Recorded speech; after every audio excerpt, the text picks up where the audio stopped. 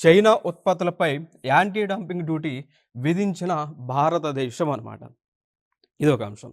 So, China products ఏవైతే ఉన్నాయో, ఏవైతే భారతదేశంలో దిగుమతి చేసుకుంటా ఉన్నారో, ఆ ప్రొడక్ట్‌ల పైన 5 సంవత్సరాల వరకు యాంటీ డంపింగ్ డ్యూటీని విధించారు అని మనకు న్యూస్‌లో కనిపిస్తా ఉంది. ఇక్కడ మనం తెలుసుకోవాల్సినటువంటి అంశాలు కొన్నున్నాయి. అసలు యాంటీ డంపింగ్ డ్యూటీ అంటే ఏంటి? ఒక దేశం ఉంది అనుకోండి. ఫర్ ఎగ్జాంపుల్ ఇండియా అనేటువంటి ఒక దేశం ఉంది. మనం చైనా నుంచి ప్రొడక్ట్‌లను దిగుమతి చేసుకుంటా ఉన్నాం.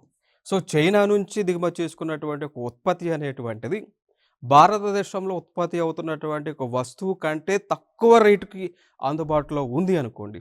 అప్పుడు ఆ ప్రొడక్ట్ పైన, ఆ వస్తువు పైన, ఆ ఉత్పత్తి పైన భారత ప్రభుత్వం విధించేటువంటి ట్యాక్స్‌నే యాంటీ డంపింగ్ ట్యాక్స్ అని చెప్తా ఉంటాం. Anti dumping. So, nothing but it is a tax అనమాట. ఏదైనా ఒక ఉత్పత్తి ఒక దేశంలోకి దిగుమతి చేస్తున్నప్పుడు దానిపైన విధించేటువంటి అధిక సుంకాలను ఏవైతే ఉన్నాయో, ఆ సుంకాలనే యాంటీ డంపింగ్ డ్యూటీగా, యాంటీ డంపింగ్ ట్యాక్స్‌గా మనం చెప్తా ఉంటాం. క్లియర్. ఇక్కడి వరకు క్లియర్.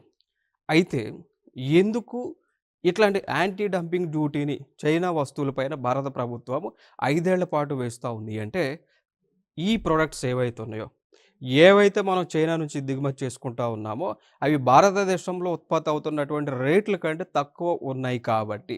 మరి తక్కువ ఉంటే కలిగేటువంటి నష్టాలేంటి అంటే, తక్కువగా దొరుకుతుంది కాబట్టి భారతదేశంలో ప్రజలందరూ కూడా ఆ తక్కువగా దొరికేటువంటి వస్తువులు కొన్నారనుకోండి, చైనా వస్తువులు.